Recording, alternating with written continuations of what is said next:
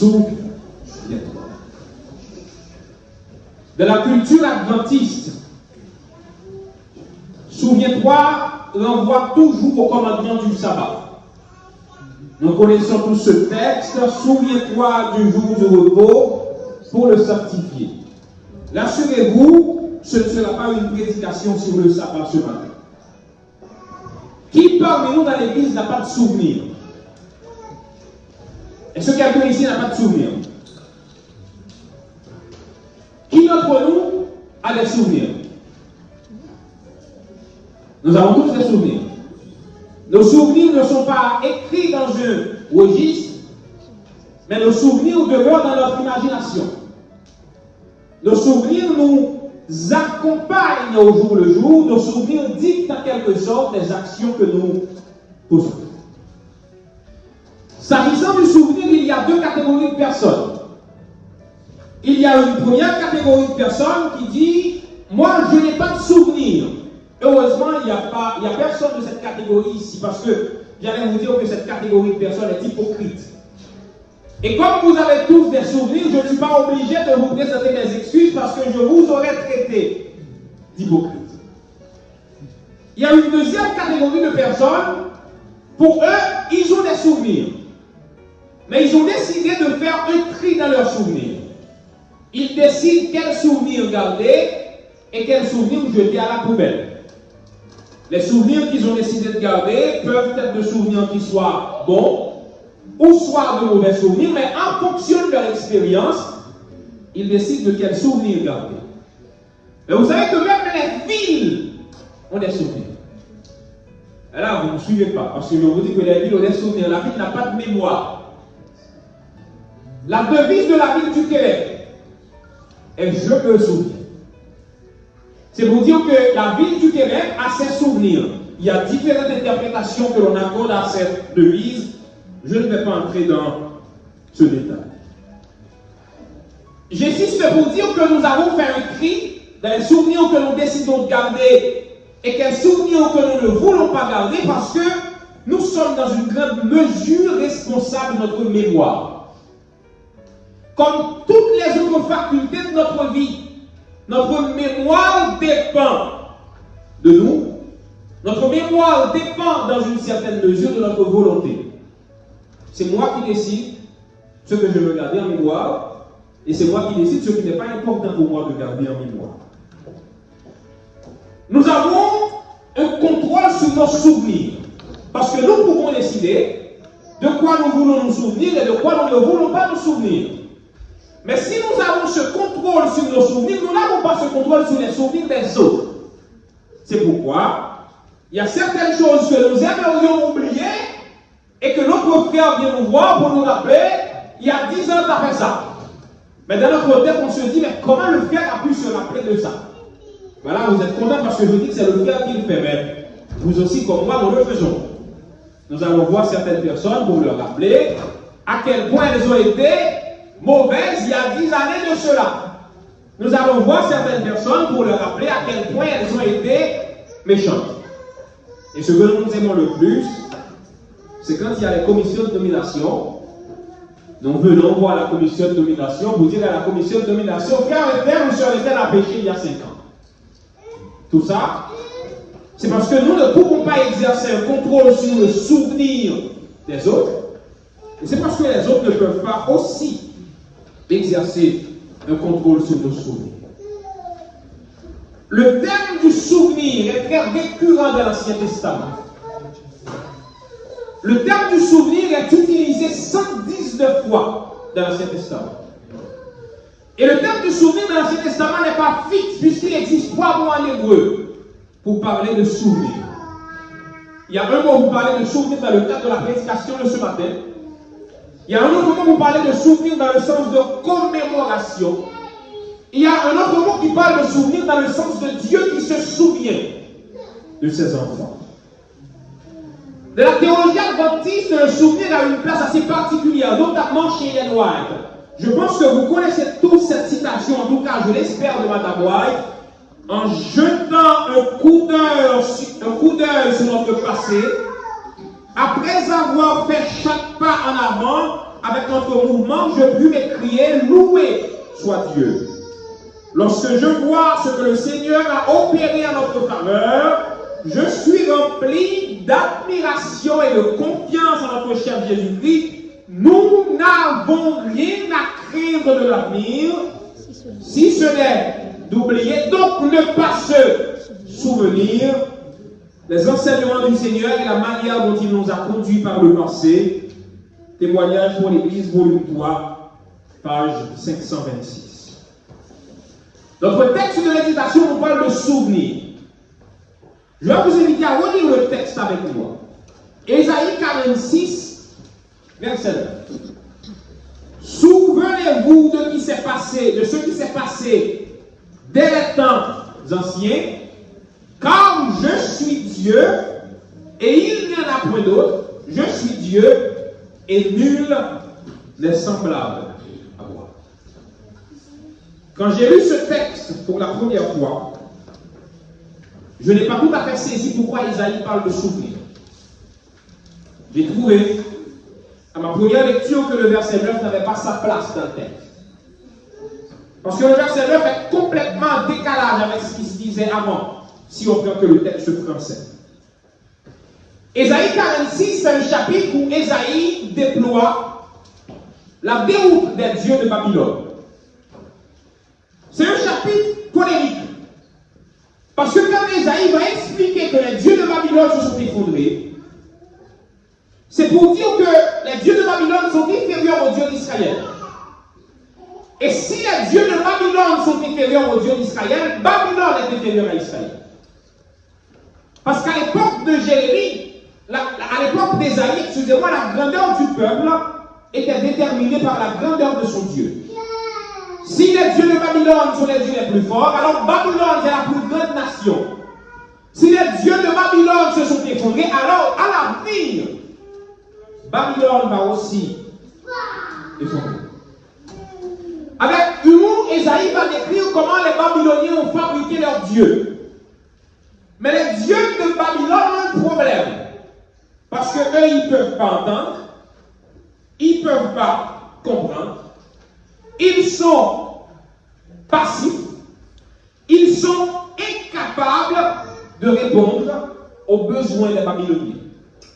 Et pour souligner le comble de tout ça, Ésaïe va expliquer que ces dieux se sont effondrés. À l'inverse, Ésaïe va présenter une autre procession. De cette procession, Ésaïe va décrire un Dieu qui est différent. Un Dieu qui ne se représente pas par des statues, mais qui répond aux prières de son peuple.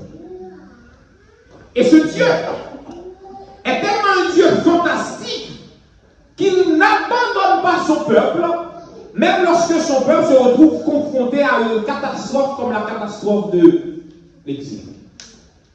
Et pour moi, si je prends le texte français, le texte, ça raconter que les dieux de Babylone se sont effondrés, que le Dieu d'Israël, c'est le Dieu le plus grand, je ne vois pas quel rapport il y a avec cette histoire qu'il faut se souvenir de ce qui s'est passé dans les temps anciens. Et comme je n'arrivais pas à saisir pourquoi il parlait du souvenir, je suis allé vérifier dans l'hébreu. Et dans l'hébreu, Ésaïe va utiliser un mot que l'on appelle zakar. Le zakar dans l'hébreu, c'est un mot qui a utilisé, quand il a utilisé dans un contexte négatif, il a utilisé pour rappeler que Dieu va dire à son peuple de se souvenir des événements du passé, de ne pas se souvenir des événements du passé, mais plutôt de penser à la restauration à venir. Donc quand Ésaïe dit au peuple, souvenez-vous de ce qui s'est passé, ce n'est pas pour dire au peuple, souvenez-vous de la manière dont les Babyloniens vous ont maltraité pendant l'exil, puisque le Dieu d'Israël est plus grand que le Dieu Babylone. Mais souvenez-vous de ce que le Seigneur a fait pour vous par le passé, pour vous rappeler que même dans l'exil, il vous reste là. Et en cela, Ésaïe n'a pas dérogé au principe de Zakar. Parce que dans le texte, Ésaïe n'est pas en train de dire au peuple de se souvenir de ce qui s'est passé, qui leur a blessé par le passé. Mais Ésaïe dit au peuple de se souvenir que leur Dieu a été un Dieu puissant. Et comme Dieu était puissant par le passé, il assurera une restauration. Je ne sais pas qu'est-ce qui vous a donné l'impression que le Seigneur est dépassé par votre situation. Peut-être ça fait longtemps que vous traversez une situation difficile, vous avez prié, et que vous avez l'impression que ce sont les dieux de Babylone qui règnent dans votre vie. Je vous invite, comme Ésaïe a invité au peuple, de faire ce retour en arrière, de voir comment le Seigneur a été puissant dans votre vie, et vous aurez la certitude que le Seigneur va vous restaurer. Et c'est en considérant ce texte dans le sens, de la manière dont Ésaïe a utilisé Zacharie dans le texte, que j'ai tiré 2 leçons pour la prédication de ce matin. La première leçon, c'est qu'il nous faut nous souvenir du passé lointain pour nous rappeler de ce que le Seigneur a fait pour nous par le passé. Et c'est pourquoi je veux vous inviter en ce matin, et je veux le dire à chacun de manière particulière, souviens-toi du passé lointain pour te rappeler de ce que le Seigneur a fait. Il y avait pour le peuple d'Israël un événement qui est fondateur de leur croyance en Dieu. C'est l'événement de l'Exode. L'Exode et la révélation sont pour Israël les 2 plus grands bienfaits que le Seigneur a exercés à leur endroit.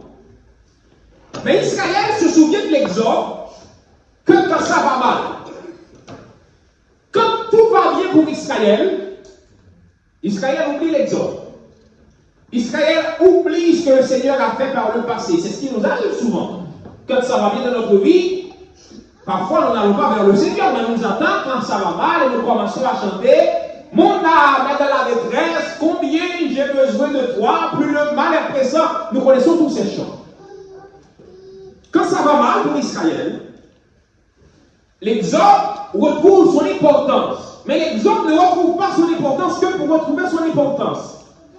L'Exode retrouve son importance pour rappeler à Israël de la même manière que le Seigneur leur avait délivré en Égypte. Leur délivrance sur le moment, c'est une délivrance imminente. Et en cela, Ésaïe ne va pas détourner le sens de Zacharie. Parce que Ésaïe va inviter le peuple dans leur exil à Babylone à penser à l'Exode. À penser à l'Exode pour se dire, le Dieu qui m'a délivré quand j'étais esclave en Égypte, c'est ce même Dieu qui va me délivrer de l'exil babylonien. Et remarquez, c'est après ce texte que Ésaïe va commencer par raconter que l'Éternel a désigné Cyrus comme son serviteur pour sauver le peuple d'Israël. Ésaïe a invité le peuple à se rappeler de l'Exode pour leur donner la certitude que le Seigneur ne va pas leur laisser tomber à Babylone. Dieu appelle son peuple à travers Ésaïe à se souvenir de ce qu'il a fait par le passé pour avoir la certitude qu'il continuera à agir dans leur vie par le présent, car ce que Dieu a fait par le passé est pour nous des gages de la délivrance à venir. C'est dans cela que la citation d'Ellen White que nous avons évoquée tout à l'heure prend toute son importance. Nous n'avons rien à craindre de l'avenir si nous nous souvenons de la manière que le Seigneur nous a conduits par le passé. Bien-aimés, quand je regarde ma vie personnellement, quand je regarde mon passé, j'ai la conviction que le Seigneur ne pourra pas me laisser tomber.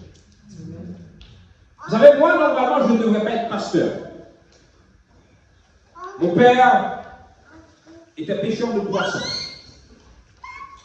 Ma mère était couturière, elle a abandonné son métier pour s'occuper de nous. Et de là où je viens, quand tu es pêcheur de poissons, tu es au plus bas de l'échelle sociale. Et d'ailleurs, pour te rappeler que tu es au plus bas de l'échelle sociale, les jeunes de la zone disaient que les filles, les pêcheurs de poissons sentaient le poisson. pour te rappeler combien tu es au plus bas niveau. Tous les gars qui péchaient avec mon père, je peux compter sur les doigts de la main le nombre des pécheurs que leurs enfants ne retournent pas là. Et quand je vois des gars de mon âge avec qui j'ai grandi, qui sont devenus plus vieux que mon père, et là je me dis que le Seigneur doit faire quelque chose. Parce que normalement, par rapport aux moyens que mon père avait, c'était pas possible que nous ne soyons pas pécheurs. Et je ne le dis pas pour minimiser le métier de mon père. Je suis très fier que mon père soit pêcheur de poissons. Mais c'est parce que j'aurais aimé faire pour ma vie. Parce que j'ai vu toute la misère que mon père traînait derrière lui pour aller pêcher. Il se levait à 1h du matin, il rentre à 9h du soir, il se lève encore le lendemain à 1h du matin. Moi, je ne veux pas aimer avoir cette vie. Et à chaque fois qu'il m'arrive de traverser des situations difficiles, je me dis, si le Seigneur ne m'a pas abandonné à mon sort par le passé, c'est impossible que le Seigneur m'oublie aujourd'hui. Et vous aussi, bien-aimés, au milieu des découragements de l'heure présente, au milieu des défaites de la vie quotidienne, si vous savez vous souvenir de ce que le Seigneur a fait pour vous par le passé, vous trouverez de la force pour continuer à avancer avec lui. Si vous savez vous souvenir de ce que le Seigneur a fait pour vous par le passé, vous saurez que le Seigneur ne vous abandonnera pas aujourd'hui. Il a déjà tant fait pour vous. Il ne peut pas vous laisser tomber aujourd'hui. Si nous savons nous souvenir de ce que le Seigneur a fait pour nous par le passé, nous saurons que nous avons un guide infaillible qui constamment veille sur nous et que sur ses pas nous poursuivons paisible la sainte course de la foi. Si nous savons nous souvenir de ce que le Seigneur a fait pour nous par le passé, nous saurons même quand notre route est bien obscure, sans un seul rayon lumineux, quand nos pauvres cœurs murmurent, nous saurons que notre guide nous soutiendra des cieux. Si nous savons nous souvenir de ce que le Seigneur a fait pour nous par le passé, quand au dehors Satan nous assaillira, quand au dedans tout deviendra bien noir, nous saurons que notre guide au fort de la bataille nous a dit, mets en moi ton espoir. Si nous savons nous souvenir de ce que le Seigneur a fait pour nous par le passé, nous saurons que tout le long de la route, hier, aujourd'hui et jusqu'à la fin, près de notre guide, nous ne redouterons ni pleurs, ni chutes et ni chagrin.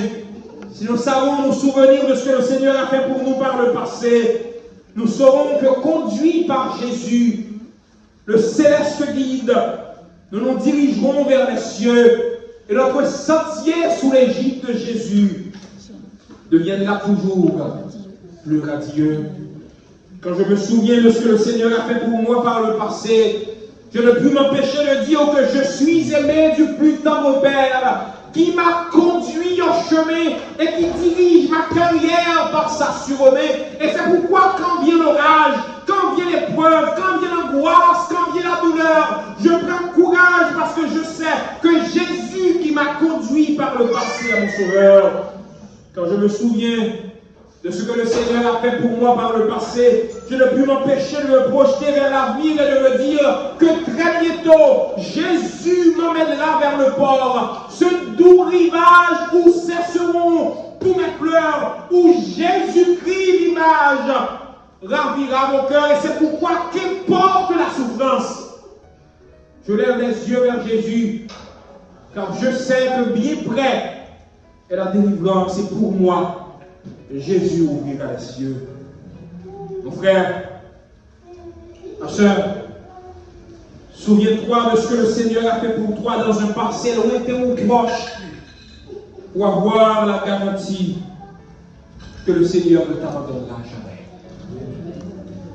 Le texte ne nous dit pas seulement qu'il faut nous souvenir du passé pour avoir l'assurance que le Seigneur ne va pas nous abandonner, Mais le texte nous dit aussi de nous souvenir du passé pour éviter de reproduire les mêmes erreurs que nous avons commises par le passé. Et c'est là la deuxième leçon que j'ai tirée du texte et que je souhaite partager avec vous avant de terminer ma prédication. Souviens-toi du passé pour ne pas reproduire les mêmes erreurs. C'est beaucoup plus apaisant pour notre conscience de nous souvenir des bonnes choses que nous avons faites.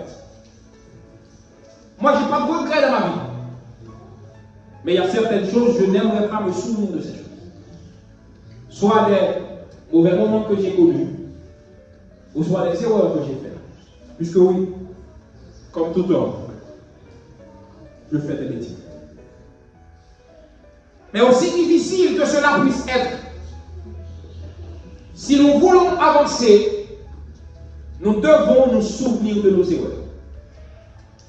Nous devons nous souvenir de nos erreurs, non pour nous écriminer constamment, mais pour éviter de retomber dans les mêmes mauvaises situations.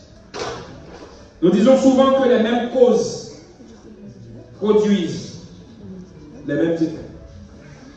Donc si nous croyons que les mêmes causes produisent les mêmes effets, alors évitons de refaire les mêmes choses. Et c'est l'exemple d'Israël qui va nous permettre de comprendre cela. Israël s'est retrouvé en captivité à Babylone parce qu'Israël a été infidèle. Dieu annonce à Israël sa délivrance, mais Dieu invite aussi Israël à se rappeler qu'il subit les conséquences de ces inconséquences.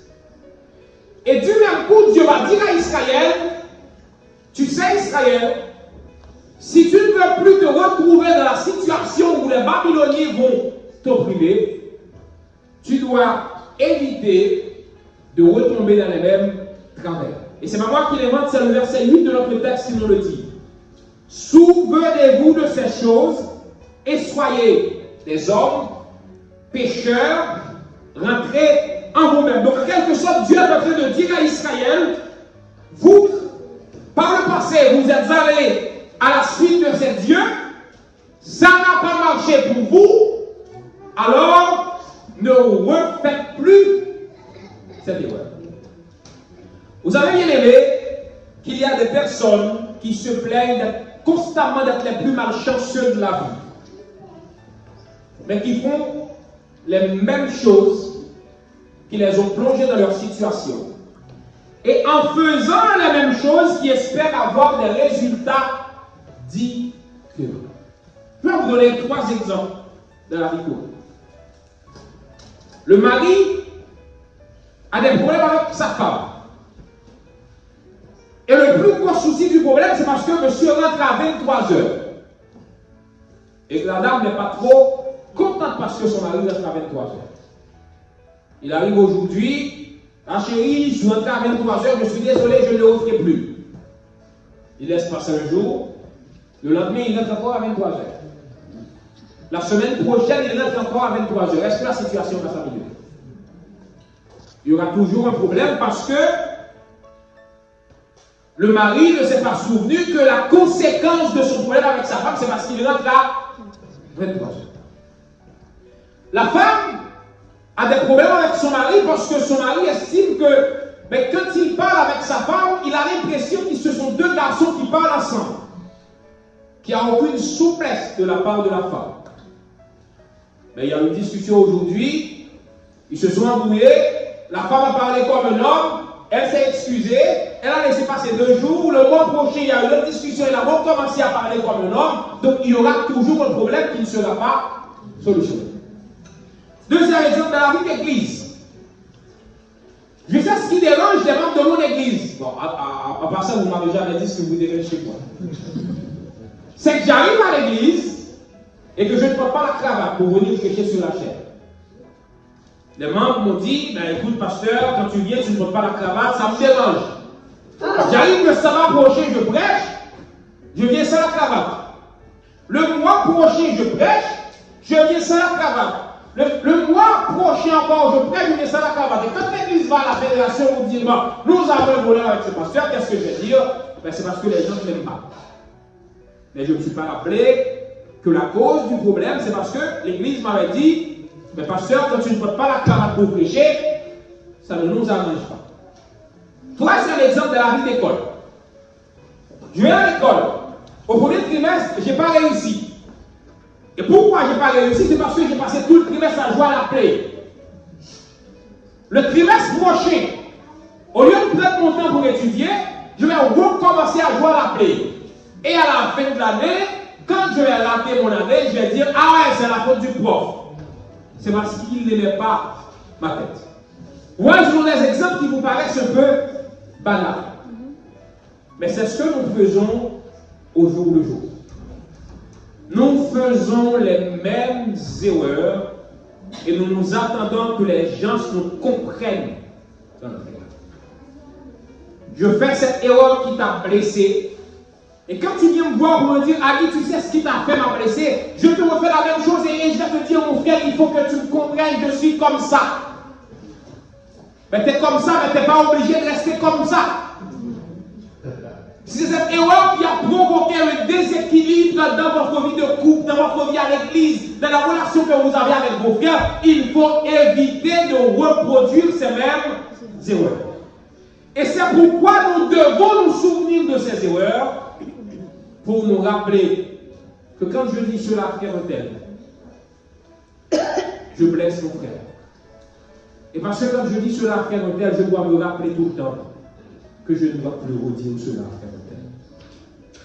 Bien-aimés, je termine en vous disant qu'il faut nous souvenir du passé lointain ou proche pour éviter de répéter les mêmes erreurs. Reportons-nous dans le passé pour y trouver les traces de l'action de Dieu dans notre vie et pour y chercher le meilleur moyen de préparer un avenir meilleur. Souvenons-nous de nos erreurs, mais contemplons nos erreurs à la lumière de la croix de Jésus qui nous sauve. Car c'est ainsi seulement que ce souvenir nous sera salutaire. Si nous regardons nos erreurs en fonction de nous-mêmes, nous nous rendons compte que nous sommes perdus. Mais si nous regardons nos erreurs à la lumière de la croix de Jésus, nous saurons que même dans cette erreur, il y a pour nous une possibilité de salut. Parce que Jésus ne va pas nous laisser tomber. Souvenons-nous de nos erreurs, non pour nous désespérer, mais pour reconnaître comment le Seigneur a eu compassion de nous. Souvenons-nous de nos erreurs pour rester humbles, pour nous rappeler de là où le Seigneur nous a tirés. Souvenons-nous de nos erreurs pour ne pas accabler les autres. Parce que quand c'est l'autre qui fait une erreur, nous nous rappelons de ce que l'autre a fait, mais nous ne nous souvenons pas de ce que nous avons fait. Si nous avons en tête que nous aussi, c'est Jésus qui nous a sauvés, quand le frère tombera, nous aurons compassion de lui. Souvenons-nous de nos erreurs pour réparer le mal que nous avons fait aux autres. Nous aimons dire que les autres doivent réparer le mal qu'ils nous ont fait. Mais nous aussi, de manière indistincte, nous avons aussi des choses à réparer. Nous avons commis des erreurs et nous avons blessé nos frères. Nous devons nous aussi nous souvenir de ces erreurs pour réparer le mal que nous avons fait. Souviens-toi que le Seigneur vous bénisse.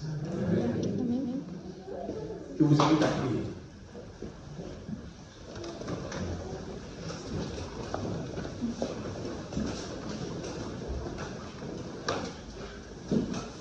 Tendre Père, merci parce que tu nous as rappelé en ce matin qu'il est nécessaire de nous souvenir de ce que tu as fait pour nous par le passé, pour avoir la garantie que tu ne vas jamais nous laisser tomber. Nous sommes contents, Seigneur, de savoir que tu seras toujours à nos côtés, que tu ne nous laisseras pas tomber. Et nous voulons te demander de nous permettre de rester accrochés à toi pour bénéficier de tes grâces. Tu nous as rappelé aussi, Seigneur, qu'il nous faut nous souvenir de nos erreurs pour éviter de reproduire les mêmes erreurs et pour surtout réparer le mal que nous avons fait à nos frères. Aide-nous, Seigneur, à avoir l'humilité et la sagesse d'aller voir ce frère que nous avons blessé. Pour lui dire, mon frère, je reconnais t'avoir blessé. Pour lui dire, ma soeur, je reconnais t'avoir blessé. Et je demande au Seigneur de me donner la force de ne plus reproduire ces mêmes erreurs. Permets-nous, Seigneur, d'être conscient de cela. De marcher avec toi. De vivre pour toi.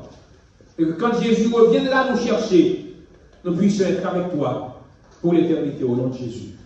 Amen.